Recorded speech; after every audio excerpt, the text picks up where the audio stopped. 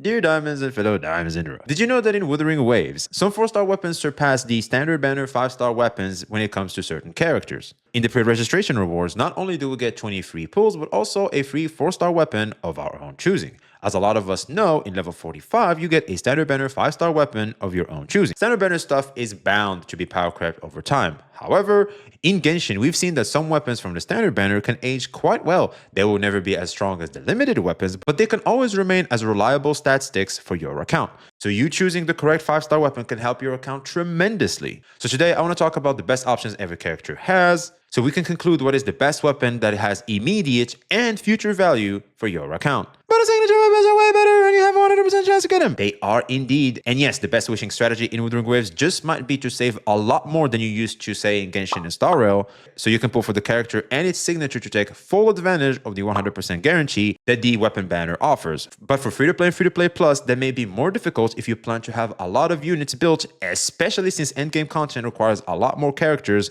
than the aforementioned games. Signature weapons typically have a 20 to 30% increase in damage than the standard banner weapon ones. Typical classic gacha stuff we definitely have seen before. But in Wuthering Waves, some characters have their best in slot surpass their second best in slot by a whopping 70 to 80% increase in damage. So weapon understanding in this game is going to be critical to your damage. Did you know? In the tower endgame content, the Spiral Abyss, or MOC if we're going to use Genshin or Star Rail terms, you can actually swap weapons of units around. Let me explain. There are 3 rooms in this game mode. Each room will require a team of 3 characters. After room 1, the room 2 team can take advantage of room 1's team's weapons, and same for room 3, making it so that you do not have to build multiple weapons for each unit. The weapon type of the characters you pick will be crucial, as if it shares the same weapon type as already existing units in your account, you can take advantage of this system in the hardest content of the game. Do keep in mind there's a very high chance they add more endgame content in the future that may or may not allow this swapping system. And if that were to happen, I will make a new guide that will allow us to adapt accordingly. Which means you have to take into consideration what every character you're planning to get, or you may randomly get, is able to use, so that you are not caught lacking. Luck favors the prepared. We're going to go through each character and give you guys what I've seen a lot of theory crafters talk about, and also what I personally believe will be the best weapon that can age well to get for your account. I'll also like to point out that I stream most days on Twitch. I'll be making a lot more Woo content, so like, comment, subscribe to keep up with everything that's happening in the gacha streets so you do not miss out on anything that may affect your accounts. And with that being said, let's get to it. let's get one thing straight. Do please keep in mind that when I say close in power, I mean 3 to 10% difference in strength, with the gacha option obviously being the superior one, unless stated otherwise. Now that we done got that out the way, let's start off with sword users. The 4-star Danjan's best in slot is obviously going to be the 5-star standard banner one, followed by the Lumen Glows, an extremely close second, but it is a battle pass weapon. You will notice that Lumen Glows is an extremely close second to this weapon, so if you're planning to spend, this battle pass weapon may not be a bad pickup, and it can allow you not to stress too hard about the 5-star. But for free to play, you can use the 4-star selector one or the craftable one. There's not much difference in power between the craftable and the gacha one, so I would recommend the craftable one. Same for the free 4-star character Sanhua, the 5-star is going to be the best in slot, and for 4 stars, same as Danjin, use Battle Pass if you can afford it, or you can use the 4-star craftable as it is insanely close in damage to the gacha one. The free 4-star Yang Yang also has the 5-star as best in slot, but seeing that Yang Yang is looking like a sub DPS support unit and doesn't stay in the field for long, the Scale Slasher, an energy recharge weapon, is actually a very solid option for your Yang Yang.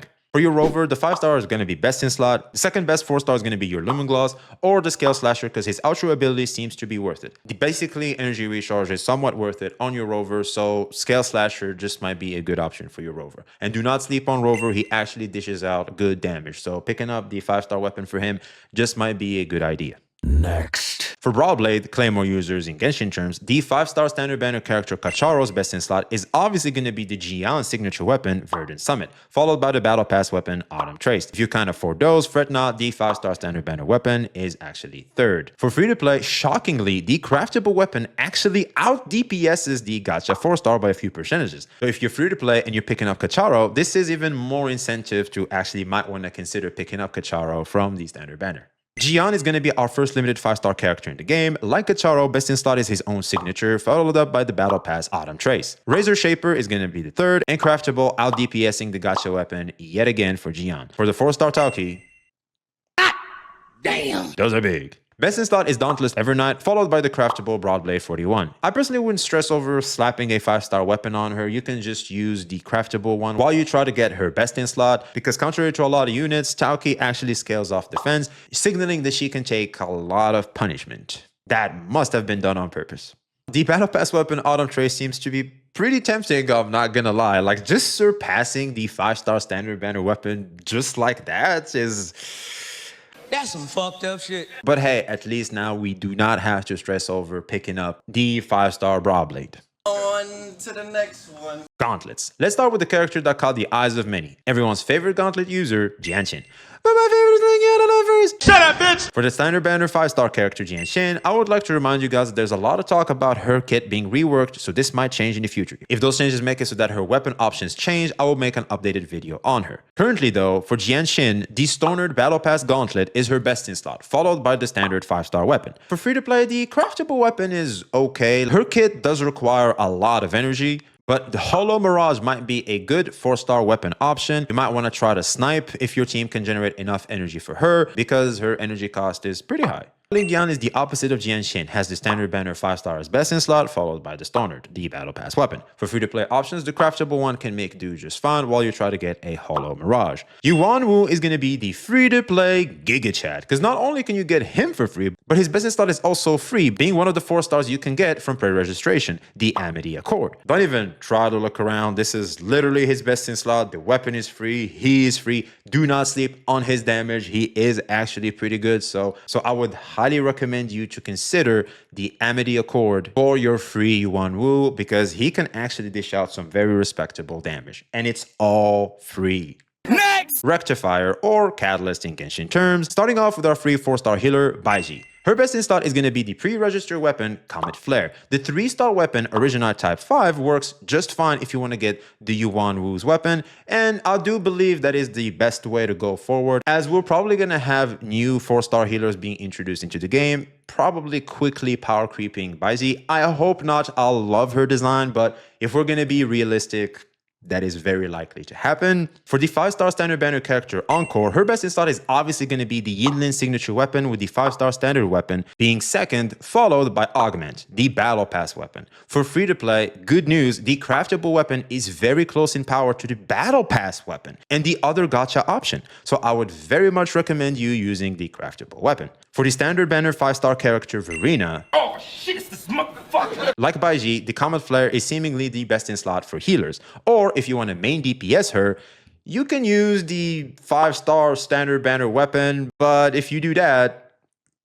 You got a problem! all jokes aside, the 3-star weapon, Original Type 5, works just fine on her. Yinlin, the second limited 5-star, that has everybody looking at her like, Bitch! but I only have eyes for my wife, Jianshin! Shut up. She's obviously having her signature weapon as best in slot, and second best weapon is going to be Augment, the battle pass option. For free to play, craftable and gacha are equal in strengths, so just use the craftable. Finally, we have our gun users.